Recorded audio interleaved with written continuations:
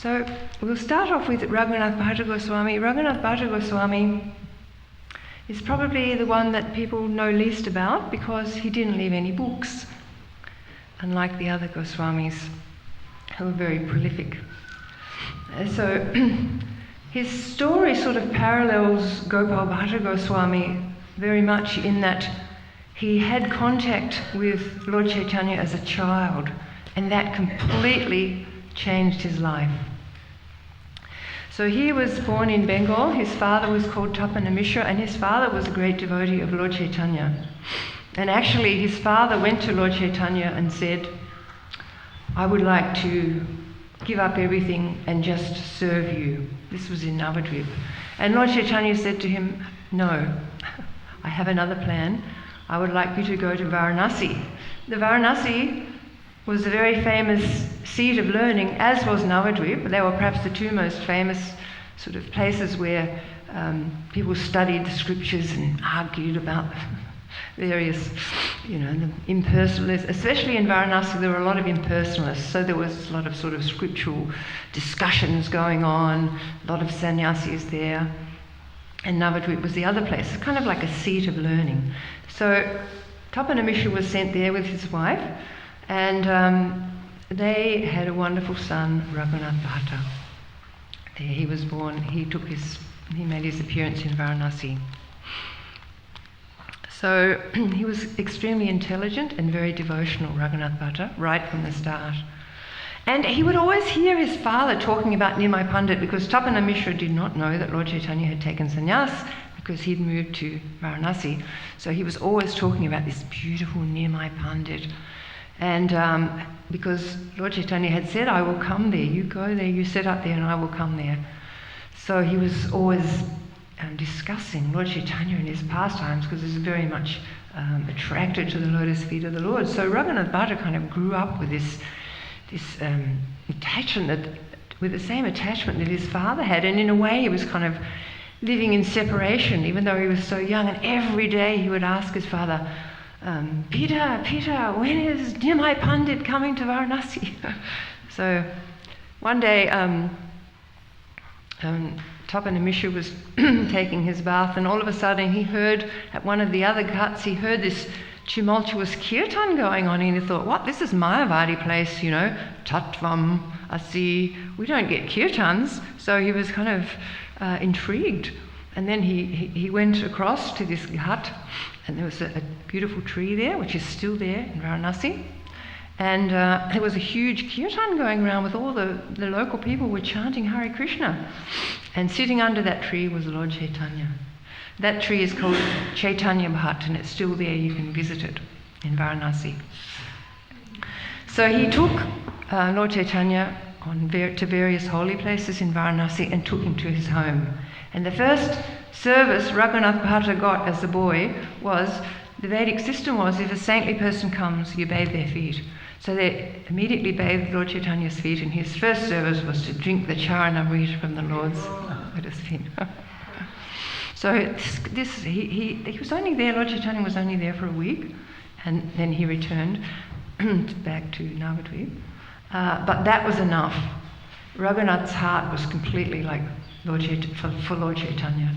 And then when Lord Chaitanya went to Vrindavan and came back, he went through Varanasi again. And at that time, he stayed for 2 months. He didn't actually stay with Tapana Mishra, he stayed with Chandrasekhar. But Tapana Mishra, being highly Brahminical, he would go there for his meals.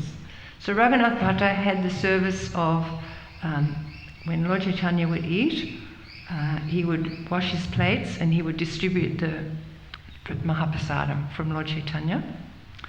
And the other thing he would do was massage the legs and feet of Lord Chaitanya, which is very similar to Gopal Bhatta Goswami. But he was about 10, Raghunatha Bhatta. And Gopal Bhatta was even younger. So after some time, when Lord Chaitanya at that time was instructing Sanatana Goswami, and then Lord Chaitanya left, and he went to, one other thing I forgot to mention is, Lord Chaitanya of course had taken sannyas. So when Tapana Mishra first saw Lord Chaitanya there, it's described that he cried hot tears and cold tears together. He cried hot tears because he was so upset that the cold tears were of joy at seeing Lord Chaitanya, and the hot tears were distress that his beautiful hair was gone, and there he was sitting in sannyas robes instead of his beautiful householder robes. So Raghunatha Bhatta imbibed all this. So when he was a young man, he began to study and study and study, and he was very intelligent, very saintly, so he developed a great reputation actually for being a great scholar. And as we know, when there's a great, wonderful Mahabhagavat around, people know about this. So throughout India, he actually became quite famous. So he asked his father, could he go along with some others to Jagannath Puri to meet Lord Chaitanya? And his father gave permission, so he set off. And when he actually arrived in Puri, there were people out on the streets to greet him because he was well known, and people had got the message that Raghunatha Bhatta's coming. So they were applauding him, the people of Puri. So Raghunatha Bhatta did not go to Jagannath Puri Temple, he went straight to the Gambhira to see Lord Chaitanya. So Gambhira means deep and grave. So Lord Chaitanya at this time was in his Antya pastimes, where he was completely absorbed in love for Radharani and Krishna. And that's why the Gambhira is called, where he lived, in Kashi Mishra's house, is called that, because he was in a very deep and grave mood. So when he came in to see Lord Chaitanya, he immediately, Raghunatha Bhatta, offered obeisances, and Lord Chaitanya asked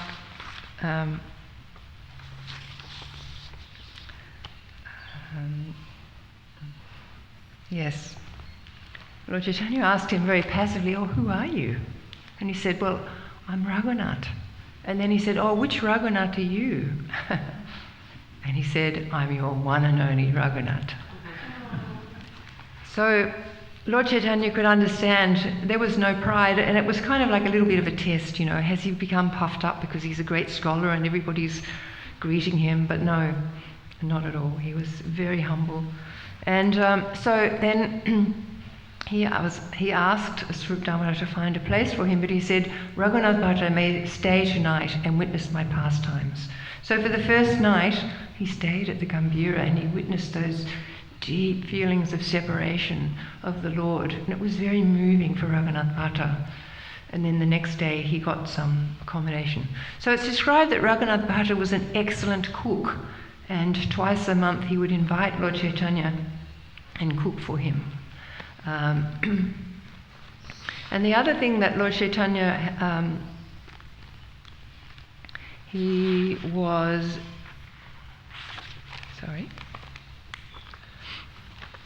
was an impeccable student of Srimad Bhagavatam. He studied Srimad Bhagavatam, and he was very attached to Srimad Bhagavatam. Throughout his life, he didn't establish deities in Vrindavan, but he studied Srimad Bhagavatam. So it was like Srimad Bhagavatam was his kind of deity, worshipful deity in a way.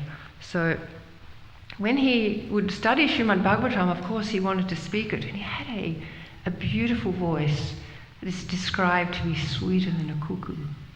And he was able to sing the verses of the Srimad Bhagavatam in 4 different tunes. And this was his practice. He would sing these beautiful tunes, and then he would give these very deep discourses on Srimad Bhagavatam.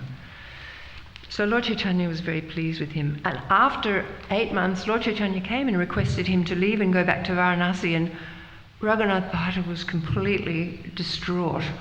He was shocked, he was heartbroken. "Why is my Lord sending me away?"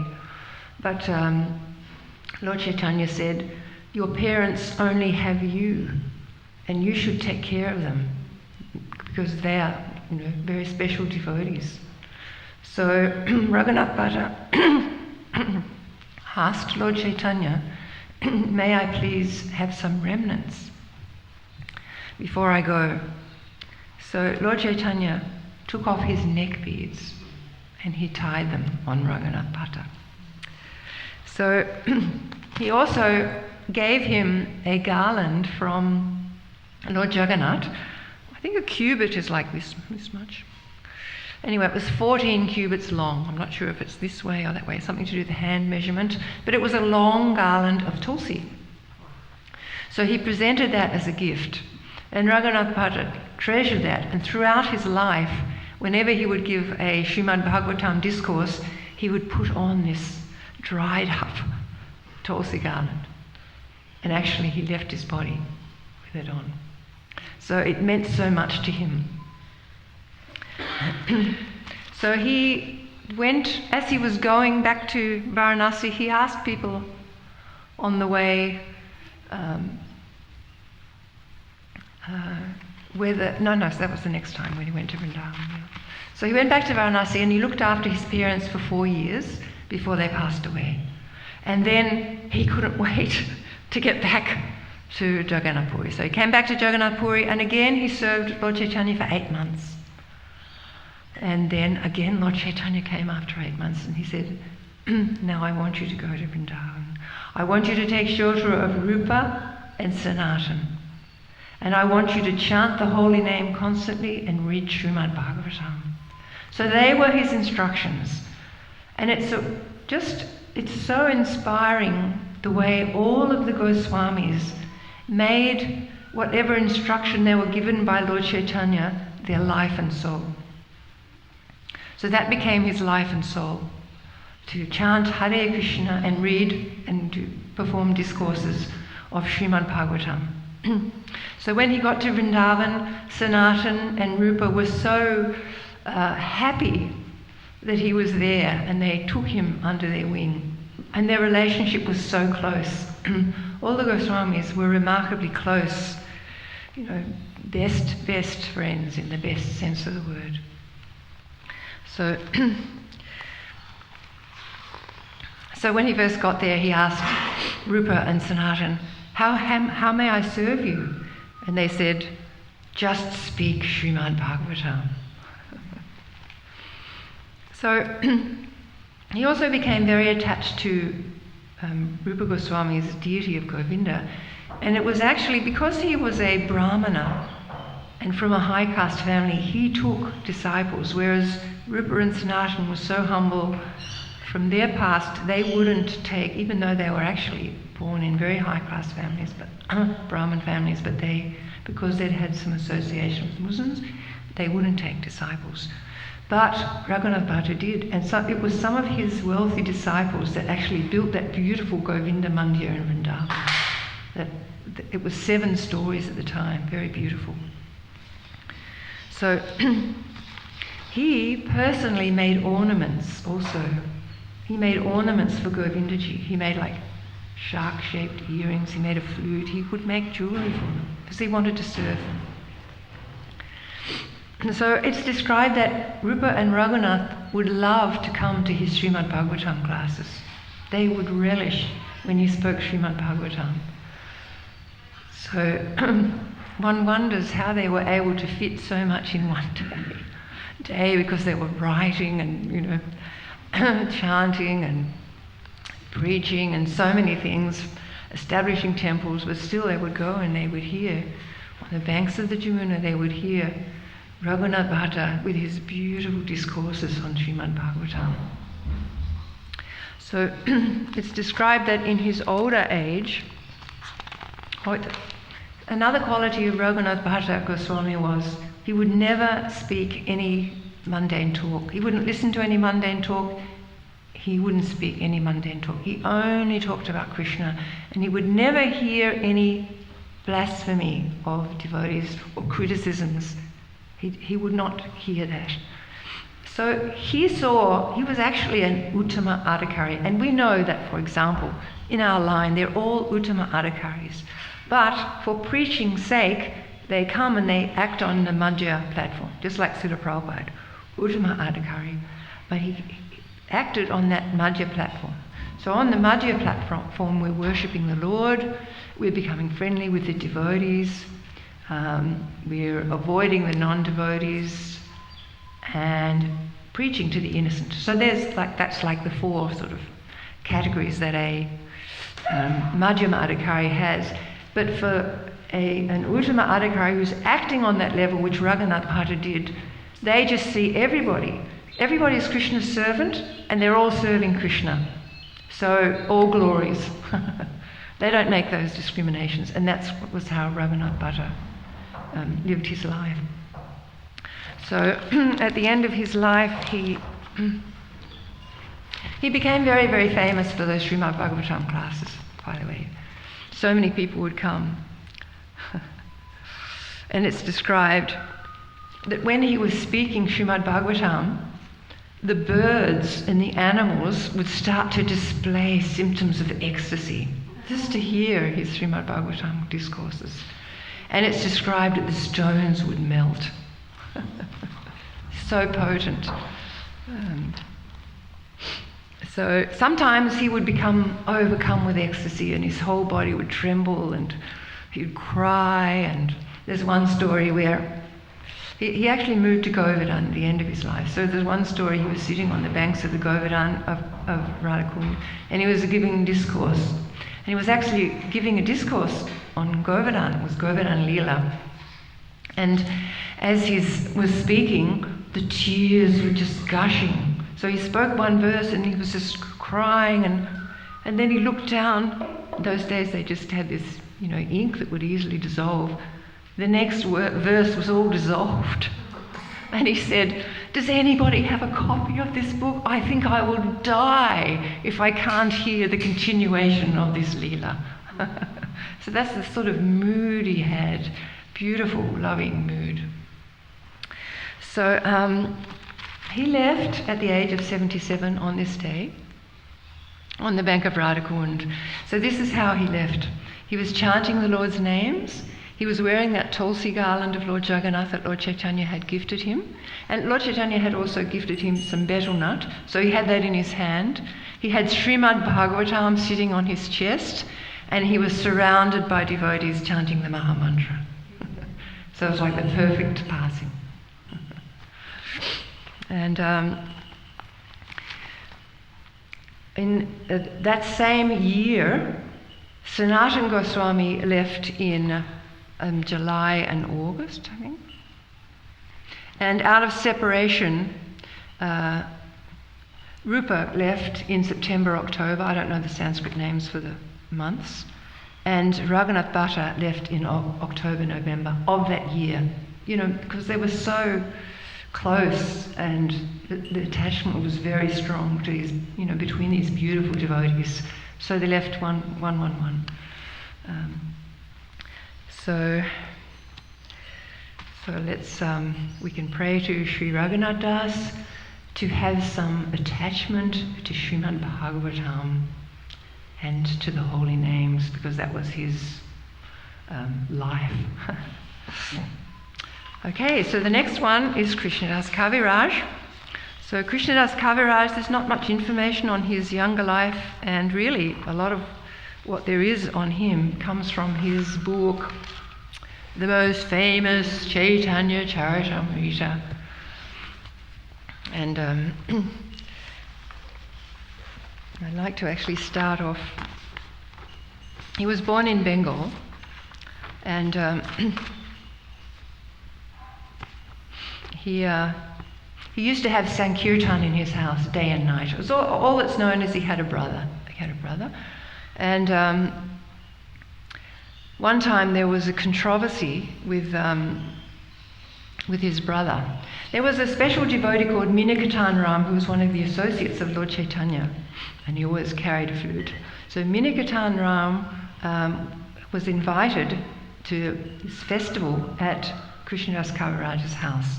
And the brother of Krishnadasa Kaviraj was there also. So the brothers, of course, Minikatan Ram was a wonderful devotee of Lord Nityananda, completely connected, one of Lord Nityananda's chief devotees. And also Krishnadasa Kaviraj was very aware of the glories of Lord Nityananda, but his brother was not. And there was some controversy there when Minikatan Ram was there. And Krishnadasa Kaviraja said to his brother, Lord Nityananda and Lord Chaitanya are like one body. Their identity is the same. If you don't believe in Lord Nityananda, then you'll fall down. And you can't have faith in one but disrespect the other. Better to slight them both than to do this. And Minakatan Ram was so angry at the brother that he broke his flute and left. But that night, Lord Nityananda came to Krishnadasa Kaviraja because he was so pleased that Krishnadasa Kaviraja had the right understanding and it stood up to his brother. So I wanted to read a little bit what the past time when Lord Nityananda appeared.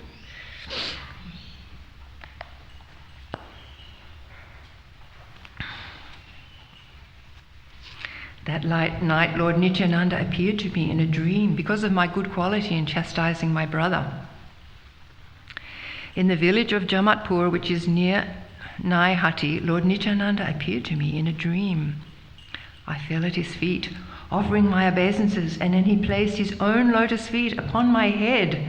Arise, get up, he told me again and again. Upon rising, I was greatly astonished to see his beauty. He had a glossy, blackish complexion. Of course, we know that Lord Nityananda is golden, but in this instance, he had taken a blackish form. And he was tall, strong, heroic. His tall, strong, heroic stature made him seem like Cupid himself. He had beautifully formed arms, hands, legs, and eyes like lotus flowers. He wore a silk cloth and a silk turban on his head. He wore golden earrings on his ears and golden armlets and bangles. He wore tinkling anklets on his feet and a garland of flowers around his neck. His body was anointed with sandalwood pulp, and he was nicely decorated with tilak. His movements surpassed those of a maddened elephant. His face was more beautiful than millions upon millions of moons, and his teeth were like pomegranate seeds because of his chewing betel. His body moved to and fro, right and left, for he was absorbed in ecstasy. He chanted Krishna, Krishna in a deep voice. His red stick moving in his hand, he seemed like a maddened lion. All around him, the four sides of his feet were bumblebees. His devotees, dressed like cowherd boys, surrounded his feet like so many bees and also chanted Krishna, Krishna, absorbed in ecstatic love. Some of them played flutes and horns, others danced and sang. Some of them offered betel nuts and others waved chamara fans about him. Thus I saw such opulence in Lord Nityananda Swarup.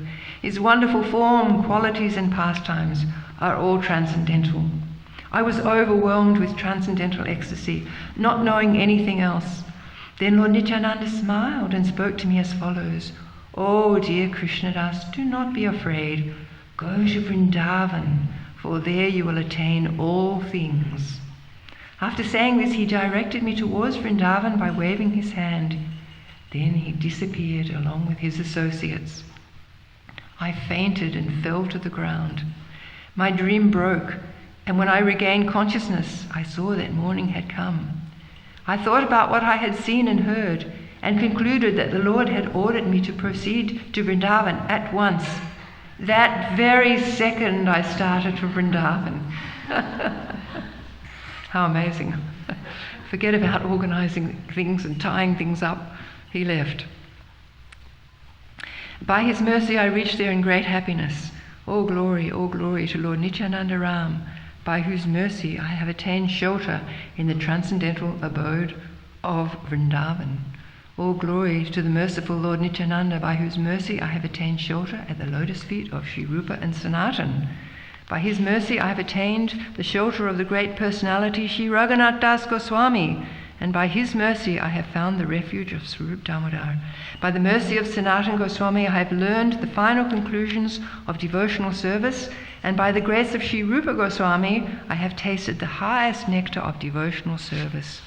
All glory to the lotus feet of Lord Nityananda, by whose mercy I have attained Shri Radha Govinda. I am more sinful than Jagai and Madai, and even lower than the worms in the stool. Anyone who hears my name loses the results of his pious activities. Anyone who utters my name becomes sinful. Who in this world but Nityananda could show his mercy to such an abominable person as me? Because he is intoxicated by ecstatic love and is an incarnation of mercy, he does not distinguish between the good and the bad. He delivers all those who fall down before him. Therefore he has delivered such a sinful and fallen person as me. Although I am sinful and I am most fallen, he has conferred upon me the lotus feet of Sri Rupa Goswami. So we can just get a little bit of an inkling of the humility and the wonderful qualities of Krishnadasa Kaviraj. So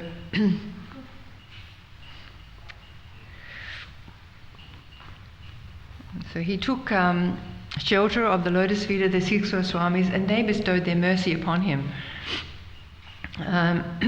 They requested, it was them, the Goswamis actually requested him to write this Chaitanya Charitamrita. They wanted to someone to gather the pastimes and the later pastimes, and just before the Lord left, his Antya pastimes, because Vrindavan Das Thakur had did the earlier pastimes.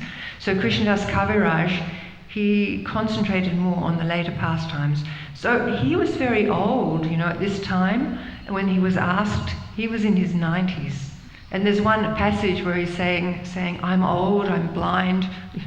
He didn't know if he could live to finish it. So sometimes he would just do codes. But then because Krishna allowed him, he actually lived till 96 or 97. Krishna allowed him that time, then he could fill in the details of the codes that he made. So he got his information for Chaitanya Charitamrita from Swarup Damodar's notes, and also personally from Raghunatha Dasa. We're going to hear about Raghunatha Dasa. So one of Raghunatha Dasa's pastimes was each day he would talk for 3 days, 3 hours a day. He would talk about Lord Chaitanya's pastimes. So Krishnadasa Kaviraj, they ended up being neighbours. And, I was thinking, neighbours, they might have had a cup of tea together. And I thought, whoops, they didn't even have any water. They just had a bhajan kutir to lie down in. So Raghunatha Das didn't even have a hut at first, but there are some incidents we'll hear when he was forced to have a hut. And Krishnadasa Kaviraj had his hut right next to Raghunatha Das on the banks of Radhakund. So we can imagine what a bond they had, how close they were, Raghunatha Das and Krishnadasa Kaviraj. So he was listening every day to Raghunatha Das's the pastimes of Lord Chaitanya, and that's where he got a lot of his information from to write Chaitanya Charitamrita. So it was such a wonderful friendship. Raghunatha Das was like a Siksha guru to him. But all the Goswamis were very, loving and respectful also to Krishnadasa Kaviraj, and they knew that he was the right person. He was a kavi, he was a poet, he could write Chaitanya Charitamrita. So that's why he got that mammoth task, and this beautiful book is there for us all. So I'd like to quote a quote from Srila Bhaktisiddhanta about the glory of Chaitanya Charitamrita. So Srila Bhaktisiddhanta said, if all the books in the world were destroyed, leaving only Srimad Bhagavatam and Chaitanya Charitamrita, then people would still be able to achieve the ultimate goal of life. And even if Srimad Bhagavatam were lost, leaving only Chaitanya Charitamrita, there would still be no loss to humanity. For that which has not been revealed in Srimad Bhagavatam is found in Chaitanya Charitamrita. Because all Lord Chaitanya's pastimes are there, and there's so much about his separation from Radha and Krishna that's a little hidden in the Srimad Bhagavatam. It's there, but hidden. So what a wonderful quote, how wonderful Chaitanya Charitamrita is, and what a wonderful service Krishnadasa Kaviraj has done by presenting us with that. So our third glorious devotee that we're going to talk about today is Raghunatha Dasa. Das Goswami. Yeah. Can we do it at the end? Sorry, that's right. Is it a quick one? Chaitanya Charitamrita. Charitamrita. Charit means song, Amrita means nectar. That's right. So, Raghunatha Das Goswami was also appeared in Bengal, and his parents were multimillionaires. By today's standards, they were like billionaires. So he appeared in 1494 and left in 1571. So the wonderful thing there's so many wonderful things about Raghunatha Dasa's life, but when he was a boy, Balaram Acharya, who was a great Vaishnava, he really wanted Raghunatha Das to meet Haridas Thakur. So he arranged that. And after Raghunatha Das met Haridas Thakur, he was like spellbound. He was just that ignited such a passion for serving Lord Chaitanya just by hearing about him from his great devotee Haridas Thakur. So that was a very fortuitous meeting that changed the life of Raghunatha Das. And somehow or another, as a boy, if you learn things as a child, they kind of stay with you. So he learned as a child. From that meeting with Haridas Thakur, it gave him a hankering for renunciation. Even though he could have anything, he was so rich, his family was so rich. So he actually, he got great spiritual insights as a young person. And at 15, he met Lord Chaitanya at Shantipur. So this was just after Lord Chaitanya had taken sannyas, and Advaita Nityananda they tricked him to go to Advaita Acharya's house in Shantipur because he was trying to go to Vrindavan and he ended up there. So Raghunatha Das, living close by, he came there and met him, and when he offered obeisance to Lord Chaitanya, and Lord Chaitanya looked at him, and then he got up, their eyes met and it rekindled their relationship, because these Goswamis are all manjaris. They're all servants of Srimati Radharani in manjari form. So of course Lord Chaitanya is Radha and Krishna combined. So just that meeting was so poignant. That look they exchanged, the recognition and the love and the rekindling of that relationship was very moving to see.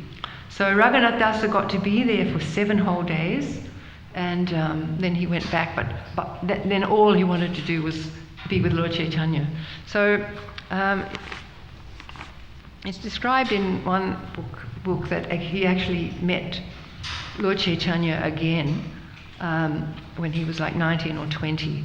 And Lord Chaitanya, he was just saying, I just want to serve you, and I just want to come and be with you. And Lord Chaitanya said, don't be a crazy fellow. You go home and you do your duties, do your business at home, and everything will work out fine. Because Raghunatha Das only wanted to be serving Lord Chaitanya, so he tried to be patient and he went home. But he became impatient again. He started running away, and his parents had sent somebody to drag him back. And so this kind of went on for some time, because he just wanted to serve Lord Chaitanya. And then he heard that Lord Nityananda was at a place called Panihat, which is not far from where Raghunatha Das was. So he went to Panihati. And when Lord Nityananda looked and saw Lord Raghunatha Das Thakur bowing down, he said to him, you're a thief, you're a chore, a thief. Come here and I'll punish you. So he brought Raghunatha Das over and he put his lotus feet on his head. So why are you trying to hide over there? You come, So he was welcoming him. And then he said, well, because you were trying to hide away, now your punishment is I want you to make a festival of chipped rice and yogurt. So there was a wonderful festival, which we haven't really got time to go into, but the point was Raghunatha Dasa was so trying to please Lord Nityananda at that festival. At that festival, Lord Nityananda mentally brought Lord Chaitanya, and everybody who had a little bit of their little container of chipped rice and yogurt, he was taking little bits of it and putting it into Lord Chaitanya's mouth. Now, most devotees were thinking, what's going on? But some of the devotees, like Raghava Pandit and Raghunatha Dasa, could see Lord Chaitanya. He had that vision that Lord Chaitanya was there. He was just struck with wonder at the whole thing. And then Lord Nityananda made a second plate. He had a plate. He had a plate made for Lord Nityananda, for Lord Chaitanya. And Lord Chaitanya took prasadam, sat and took prasadam, and then he disappeared. So Raghunatha Dasa, wow, he saw all that. He had that darshan. So then he went to Lord Nityananda and he said to him, look, whatever I've been trying, I only want to serve the Lord's lotus feet. Whatever I've been trying has not been working. Will you help me? Will you give me the mercy so that I can serve Lord Chaitanya? And Lord Nityananda said to him that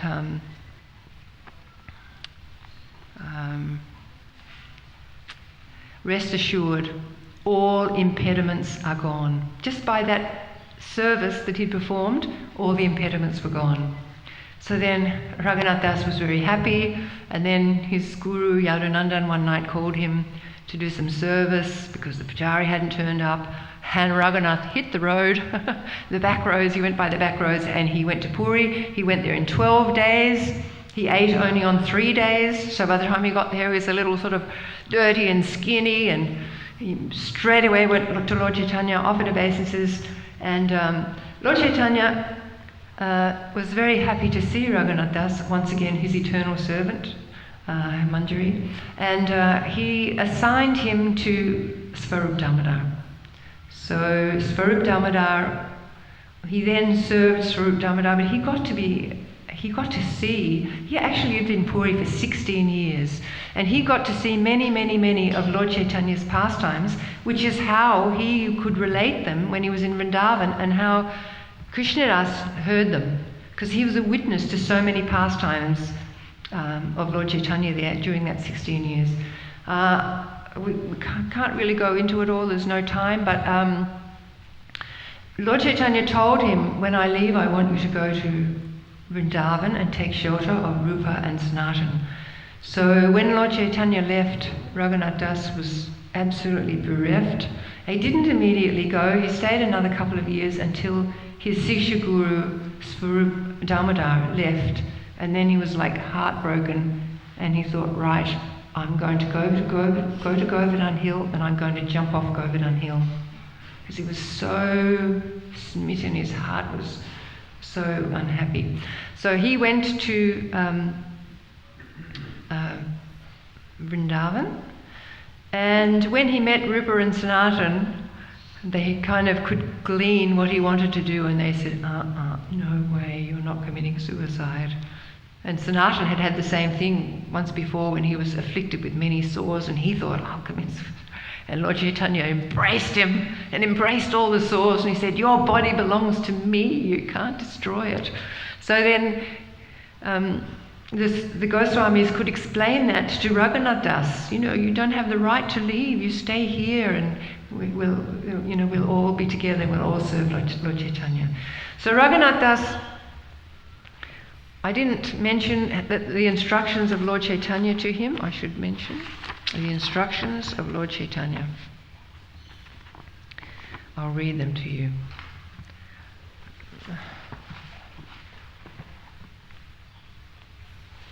Which is 6.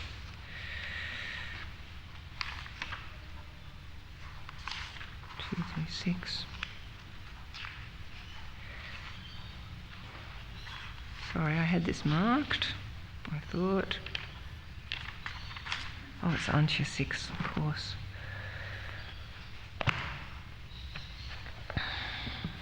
This was the instruction. Actually, he said, Svarup Damodar can instruct you fine, but if you want instructions from me, here they are. Do not talk like people in general or hear what they say. You should not eat very palatable food, nor should you dress very nicely. Do not expect honour, but offer all respect to others.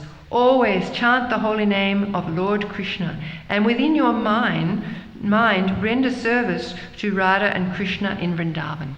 So he did become very renounced. It's the whole section, the whole chapter about him in Puri, how renounced he became. And Lord Chaitanya was just more and more pleased with him. Lord Chaitanya gave him 2 gifts. He gave him like a little necklace of conch shells. And what was the other thing he gave him? Something else? Oh yeah, he gave him a Shalagram Shila, Govardhan Shila, yeah. And he had that Shila for 3 years. Lord Chaitanya, he used to put it on his head, he used to put it up to his eyes, he used to put it onto his heart, and he used to cry, and that Shila would be wet from Lord Chaitanya's tears. So what a gift. Then he just gave it to Raghunatha Dasa, and Raghunatha Dasa always worshipped. And he taught him how to worship. You know, all you need is water and tulsi manjaris. And then later, Damara said you should also offer sweets. So they made all arrangements. So he took these and he went to Vrindavan and he set up. He set up in Radhakund, but he didn't have any cottage or anything. And one day he was sitting and he was meditating, and a female and a male tiger came down to drink out of Shamakund, right past Raghunatha Dasa. And Sanatana Goswami happened to walk past at that time, and he noticed this. And he also noticed that Lord Krishna was standing guard over his devotee. So he was very moved, and he told Raghunatha Dasa, "What are you doing? You should build a shelter. Just build a little kutir." And Raghunatha was just, he wasn't worried. And then another day, a little later, Raghunatha Dasa was doing his deep meditations because Lord Chaitanya had told him meditate on the pastimes of Radha and Krishna. So he would become completely absorbed in these pastimes of Radha and Krishna, and he did not know what was going on externally. Also, Raghunatha Bhatta, it's described that he didn't know if it was day or night. They were so absorbed internally. So, at that time, Sanatana Goswami walked past again, and who should be there behind Raghunatha Dasa, holding out her veil, but Srimati Radharani, to protect him from the burning sun. And she was profusely, her transcendental perspiration was profusely visible. So Sanatana was like, "That's it." So he went up to Raghunatha Dasa and said, "You cannot make Radharani serve you." And Raghunatha Dasa was shocked that Radharani had come, so he agreed and he built a kutir, So that's how Raghunatha Dasa and Krishnadasa Kaviraja became neighbours. So look, he wrote the Stavamala, and he wrote the Danakeli Charita, and he wrote the Mukta Charita. The Danakeli Charita is about the pastimes of the toll, when Krishna tried to make a toll on the gopis. And the Mukta Charita is the pearl, when the gopis tried to grow pearls, pastimes. And it's very beautiful. I mean, there's so many. Just want to read one tiny little bit. This is what Krishna says. "Hey, ha Radhike, you are the abode for the pigeon of my life airs, a boundless river with a stream of sweetness that is enhanced by prema, and a mine of jokes, riddles, attributes and arts.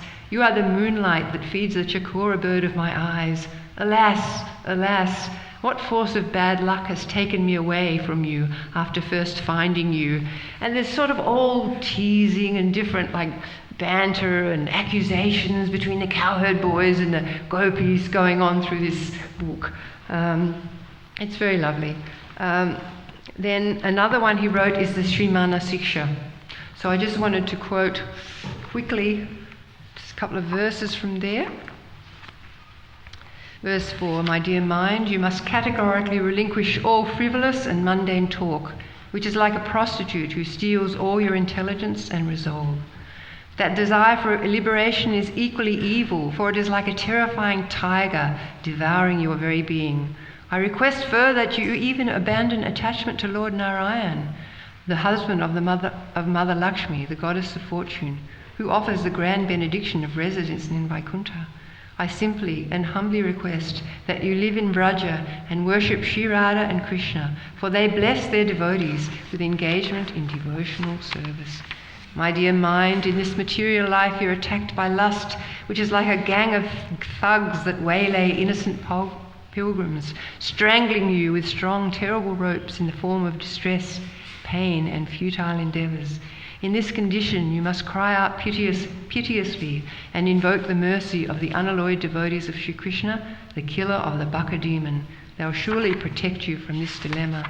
My dear mind, you have embraced the path of self-realization, yet you foolishly think that you are cleansing yourself by bathing in the pretentiously fierce qualities of deceit and fault-finding, which are compared to impure donkey urine. Factually, you are incinerating yourself and dragging an infinitesimal spirit soul like me into the conflagration.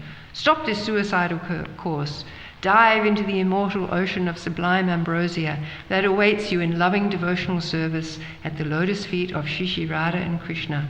Resuscitate my very being and thus give us both endless happiness. And so it goes on, instructions to the mind. He was so honest and so forthright. And he also wrote many like big books. He wrote those 3, but he also wrote others like this Vilap Kusumanjali. So this is meditating on him performing all kinds of beautiful services to Radharani, because that's his eternal pastime as a manjari. So like there's many varied services. It's just like him begging, oh, when can I decorate your arms with blah, blah, blah, blah. When can I decorate your eyes? When can I? On and on. It's beautiful. So all of his books are so valuable and so sort of, they're kind of filled with a longing. Raghunatha Dasa is always longing to be with Radha and Krishna. And he became so renounced. He's very famous for his renunciation. It's described that every day he would do Dandavat Parikram, where you fall flat and put a line and get up and put your whole body flat. And, I did it on Braj Mandala one year with Rasarani, and it nearly killed us just to do that. The next day we were like, oh, and we were young then. So he did it all through his life. He also did 2,000, he offered respect to 2,000 Vaishnavas every day, and he chanted and chanted and chanted and did this meditation, these meditations. He would sit and do these meditations every day, plus he would speak on Lord Chaitanya's pastimes. So it's described that 22 hours he served the Lord. Half an hour, some bodily, take bath, etc. An hour and a half to sleep, if he was lucky. Sometimes he didn't even have time for that. So he's such a wonderful example of, again, following the instructions. This book and the books he wrote on the pastimes, they're all because Lord Chaitanya told him you should meditate on Radha and Krishna's pastimes in Vrindavan. And he also he followed the instructions for observing renunciation so perfectly that he would just drink a little bit of buttermilk every day. He was so skinny and weak, but he was just determined because he was so full of love. His eyes were always full of tears. What a beautiful devotee. So, time has passed now. It's hard to fit in. We could talk about each one, for a whole class, and many hours, but that's just a little synopsis. So we can pray to these devotees on these days. We can think about what we need in our devotional service and pray to them, because they're very merciful. They're the eternal associates of Lord Chaitanya. They're eternally in Lord Chaitanya's Leela, in Svetadvip, and they're also eternally as manjaris. They're in Radha and Krishna's Leela. So we can take this opportunity on these special days to think, how can I, go deeper and pray for some aspect that we need in our devotional service from these exalted pure devotees.